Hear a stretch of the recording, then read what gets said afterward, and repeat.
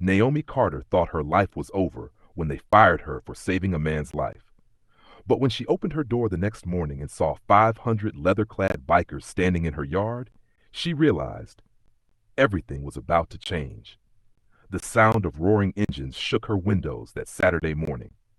At first, Naomi thought she was dreaming, but when she pulled back the curtain, her heart nearly stopped. Motorcycles, everywhere, hundreds of them lined up on her street, in her driveway, covering her small front lawn. Big, tattooed men in black leather vests stood shoulder to shoulder, their faces hidden behind dark sunglasses. Her children, Malik and Zara, ran to the window. "Mommy, who are all those people?" 8-year-old Malik whispered, his voice trembling. Naomi's hands shook. Just 12 hours ago, she'd lost her job. Lost everything. Now these bikers were at her door. What did they want? Was she in danger?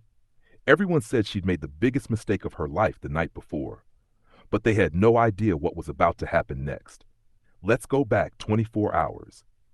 Back to when Naomi Carter was just a hardworking nurse trying to survive in Birmingham, Alabama. Naomi was 34 years old, a single mother raising 2 kids on her own. Every day felt like a battle she was barely winning. She worked double shifts at St. Mary's Hospital, pushing her body past exhaustion just to keep the lights on and food on the table. Her ex-husband had left when Zara was still in diapers, and since then, Naomi had been doing it all alone. Her morning started at 5 a.m., getting Malik and Zara ready for school, packing their lunches with whatever she could afford, then rushing to the hospital for a 12-hour shift. Some nights, she worked even longer. By the time she came home, all she had energy for was microwave mac and cheese and a quick bedtime story before collapsing into bed herself. Money was always tight, more than tight. Naomi was 3 months behind on rent. Her son Malik had asthma, and his medication cost $400 every month, even with insurance. Her car's check engine light had been glowing for weeks, but she couldn't afford to fix it. She was drowning, and no matter how hard she worked, the water kept rising. But Naomi never let it break her spirit. She believed in something her grandmother had taught her years ago. "We heal with our hands and our hearts, baby girl. Never forget that." At St. Mary's Hospital, Naomi was known for treating every patient with kindness and dignity. It didn't matter if they were rich or poor, black or white, saint or sinner. If they were hurting, she helped them. That's just who she was. But that kindness had gotten her in trouble before. Her supervisor, a cold woman named Sharon Whitfield, had written her up multiple times. But Naomi couldn't change who she was. She had no idea that her biggest act of compassion was coming and that it would cost her everything. Before we tell you what happened that stormy Friday night, and trust us, you won't believe where this story goes, do us a favor, hit that subscribe button right now and drop a comment telling us where you're watching from. This story needs to be heard, because what happened to Naomi Carter could happen to any of us. And what came next? It'll restore your faith in humanity. Now, let's go to that night, the night that changed everything. Naomi's life had never been easy, but she'd learned to survive in the cracks between impossible and unbearable. Every morning, her alarm screamed at 5 a.m. Most days she was already awake, worrying about bills, about Malik's wheezing, about the eviction notice she knew was coming. She'd drag herself out of bed, tiptoe past her sleeping children, and start the coffee she couldn't really afford but desperately needed. By 5:30, she was waking the kids. Malik moved slowly, his breathing sometimes raspy in the early morning air. Zara was easier. She'd bounce up with a smile that reminded Naomi why she kept fighting. Breakfast was usually cereal or toast. Lunches were whatever she could scrape together: peanut butter sandwiches, an apple if they were on sale, a juice box from the discount store. By 6:30, she'd drop them at her neighbor Miss Rose's house. By 7, she was at St. Mary's Hospital, pulling on her scrubs and preparing for another shift that would drain every ounce of energy from her body. St. Mary's Hospital was everything Naomi hated about the healthcare system. Cold, corporate, more concerned with paperwork than people. The walls were sterile white, the fluorescent lights harsh and unforgiving. It was the kind of place where nurses were treated like machines, expected to process patients quickly and move on without feeling anything. And then there was Sharon Whitfield. Sharon was Naomi's supervisor, a thin woman with tight lips and even tighter rules. She ran the floor like a prison warden, always watching, always judging. To Sharon, Naomi was a problem. Too slow, too emotional, too willing to break protocol for something as ridiculous as human compassion. The other nurses liked Naomi. They'd smile at her in the break room, compliment her patience with difficult patients. But when Sharon came around, they scattered like mice. Nobody wanted to be associated with the nurse who was always in trouble. The truth was, Naomi was barely surviving financially. She was 3 months behind on rent, and her landlord was losing patience. Every time her phone buzzed, her stomach dropped.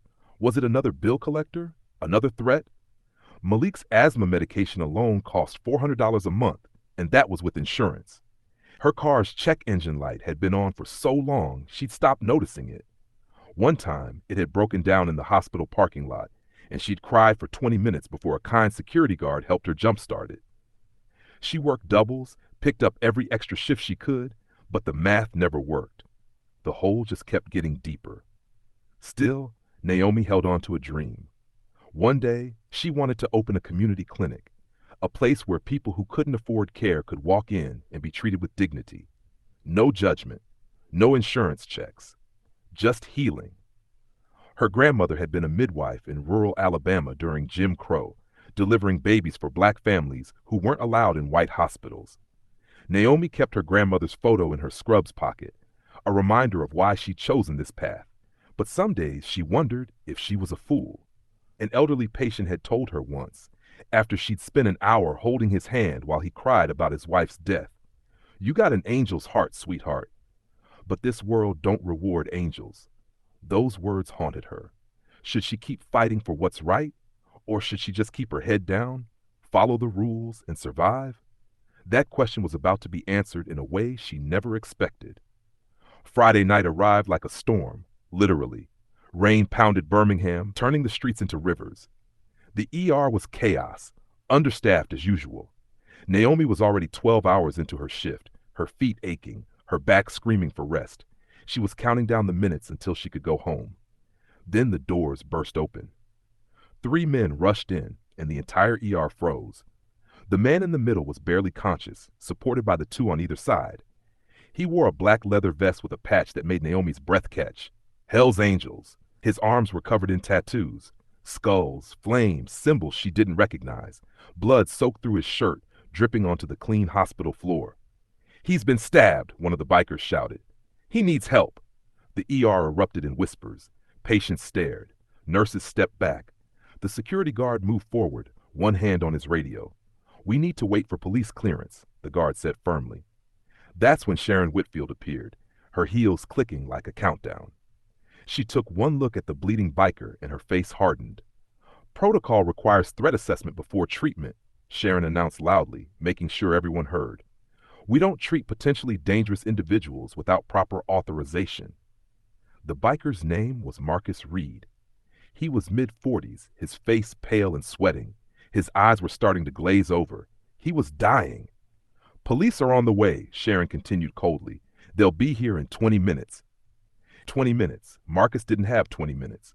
Naomi looked at him, really looked at him. And she didn't see a criminal or a gang member. She saw a human being, someone's son, maybe someone's father, bleeding out while people stood around debating procedure.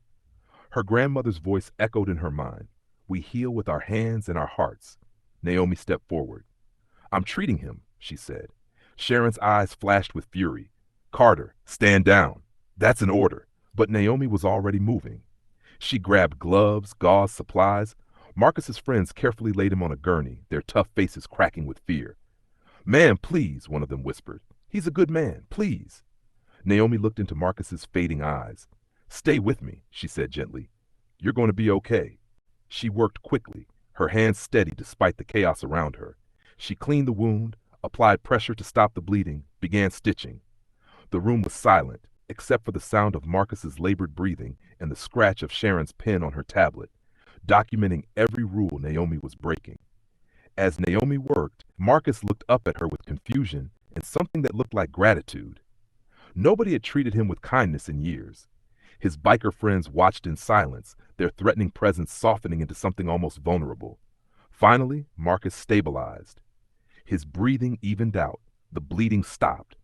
Minutes later, police arrived. They put Marcus in handcuffs, not for the stabbing, which he'd received while defending someone, but for a parole violation.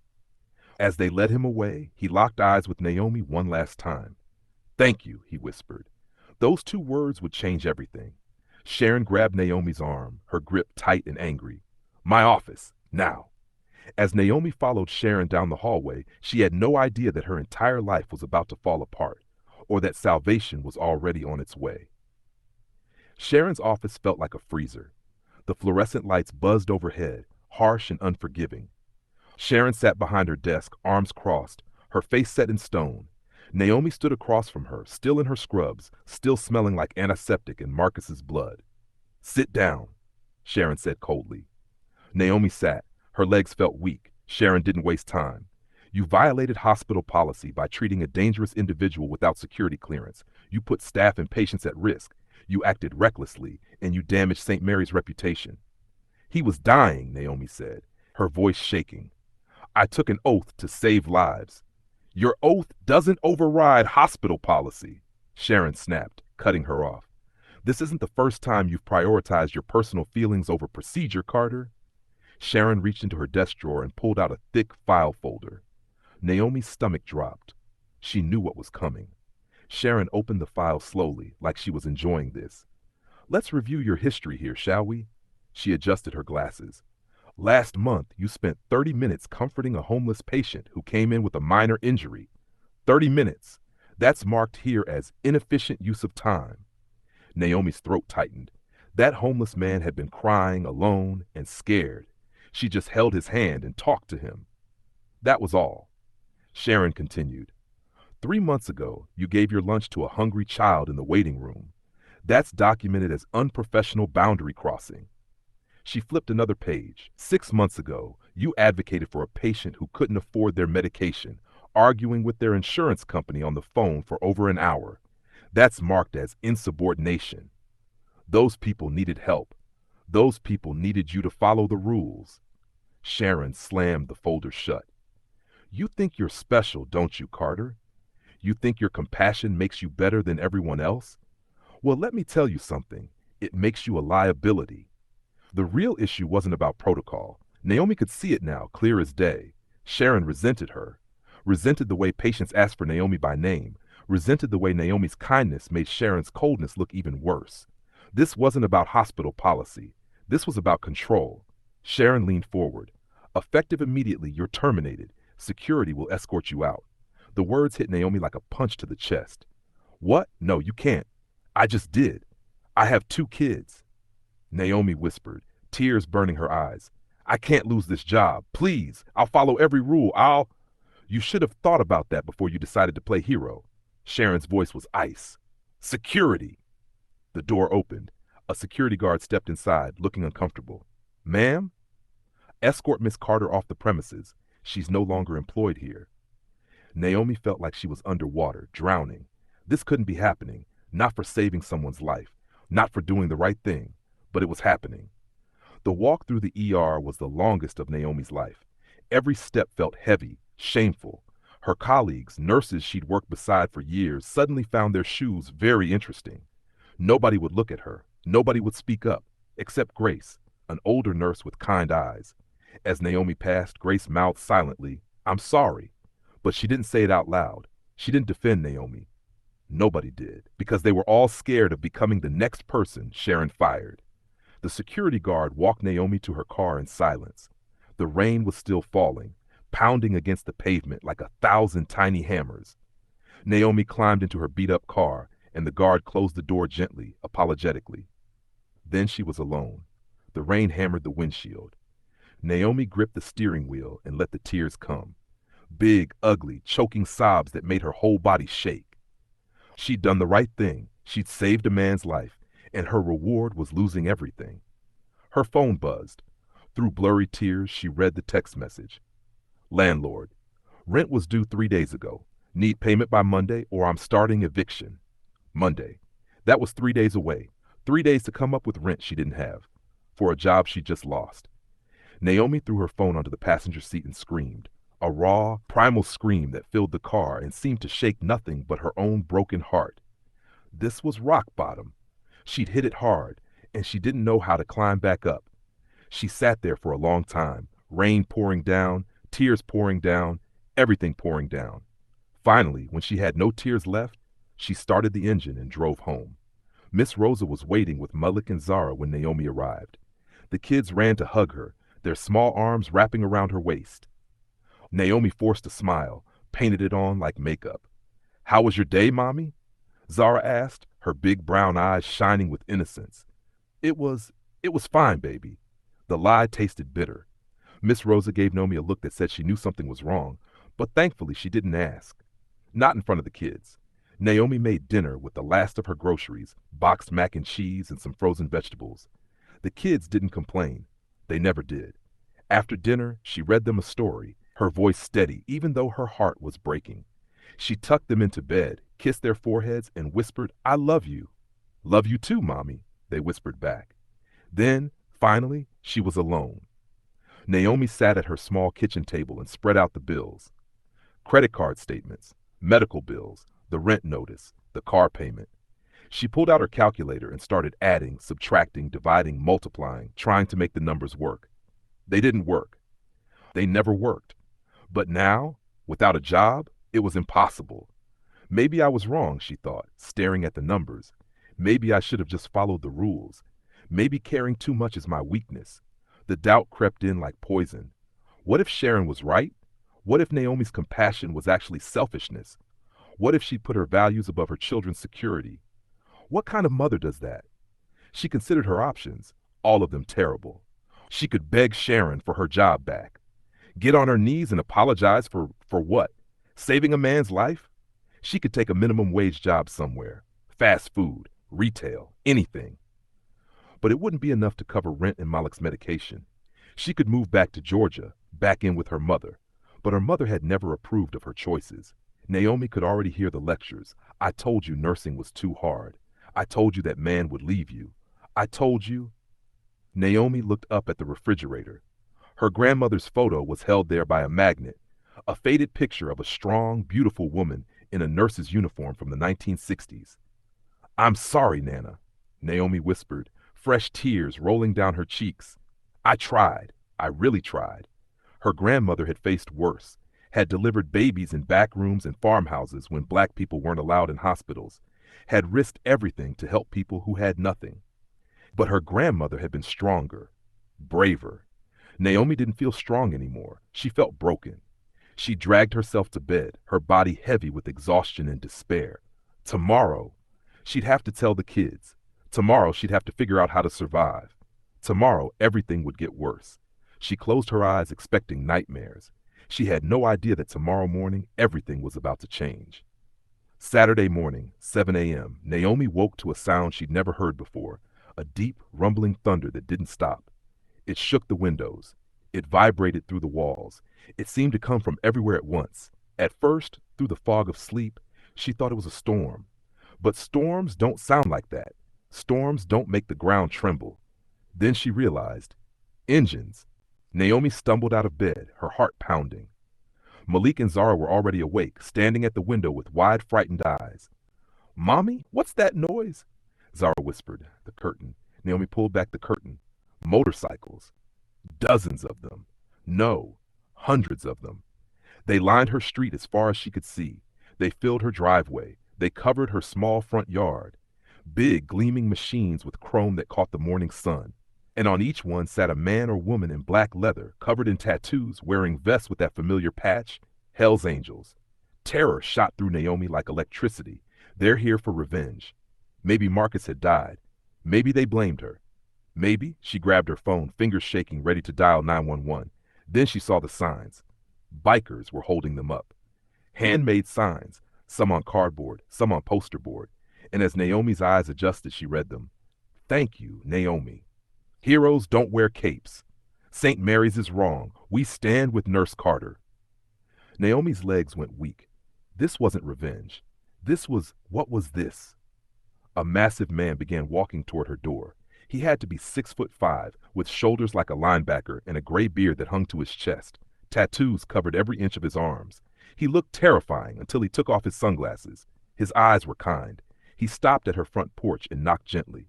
Naomi opened the door slowly, her children hiding behind her legs. "Miss Carter?" His voice was surprisingly soft. "My name is Luther Thompson. Folks call me Big Dog. I'm the president of the Birmingham chapter." He extended a hand. "We heard what happened. Marcus told us what you did. We're here to help."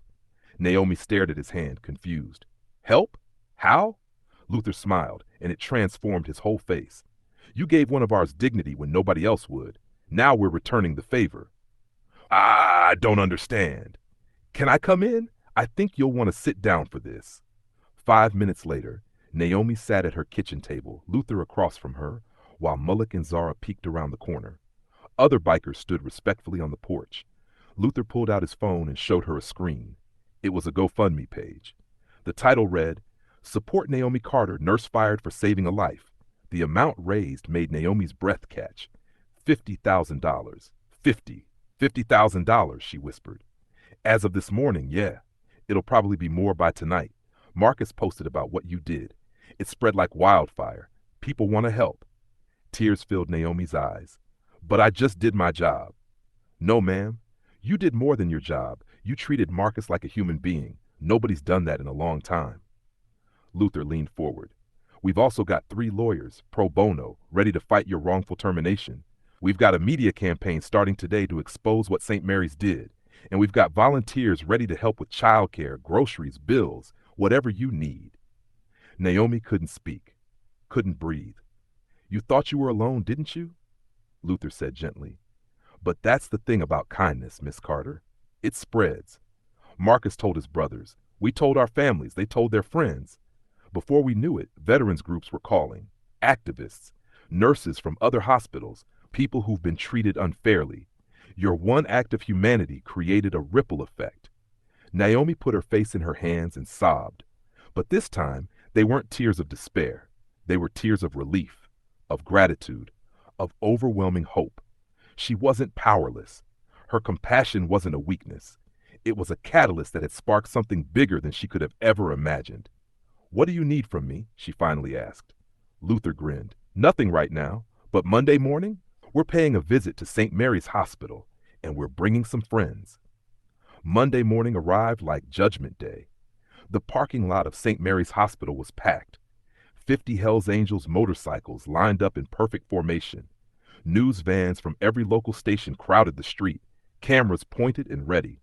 Local activists held signs, and scattered throughout the crowd were dozens of people Naomi recognized, former patients she'd treated over the years, each one holding a sign that read, "She saved my life too." Inside the hospital, Sharon Whitfield and the board of directors were in full panic mode. The story had gone viral overnight. Social media was flooded with support for Naomi and outrage at the hospital. The PR nightmare was very, very real.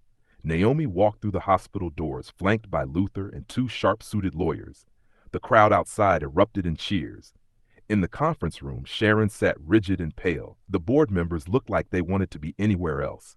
Luther spoke first, his voice calm but powerful. "You fired a woman for doing her job, for saving a life, and you thought nobody would care because she's black and he's a biker. You were wrong." Sharon started to speak. "This was about protocol, not—" One of the lawyers cut her off smoothly. "You have a pattern of disciplining Miss Carter for acts of compassion while ignoring similar or worse actions by white nurses. We have documentation. We have witnesses. We're prepared to sue for wrongful termination and racial discrimination." The lawyer slid a folder across the table. Inside were testimonials from patients about Sharon's hostile treatment of Naomi, internal emails showing bias, records of other nurses who'd broken protocol without consequence. The board members exchanged panicked glances. Sharon's confidence crumbled like a sandcastle. Then Naomi spoke. "I don't want my job back." Everyone froze. "I don't want to work for people who see protocol as more important than humanity. But I do want an apology, and I want you to change your policies so this never happens to another nurse who's just trying to save lives."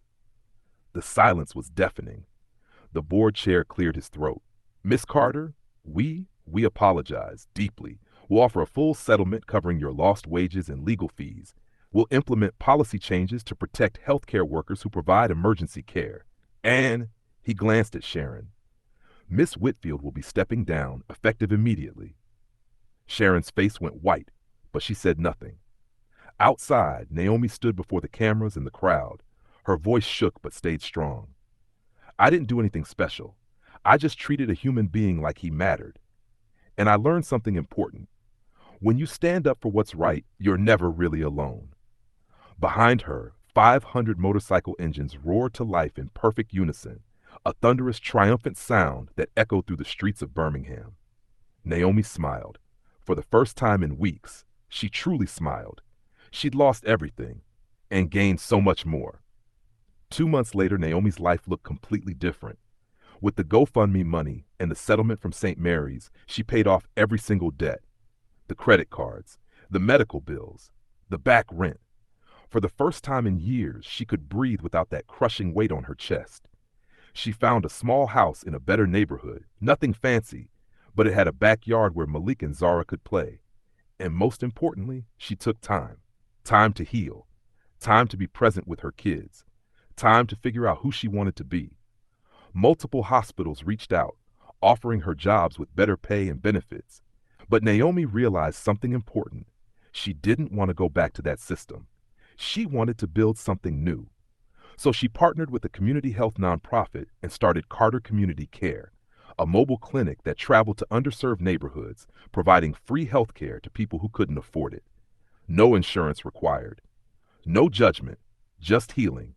And she wasn't alone.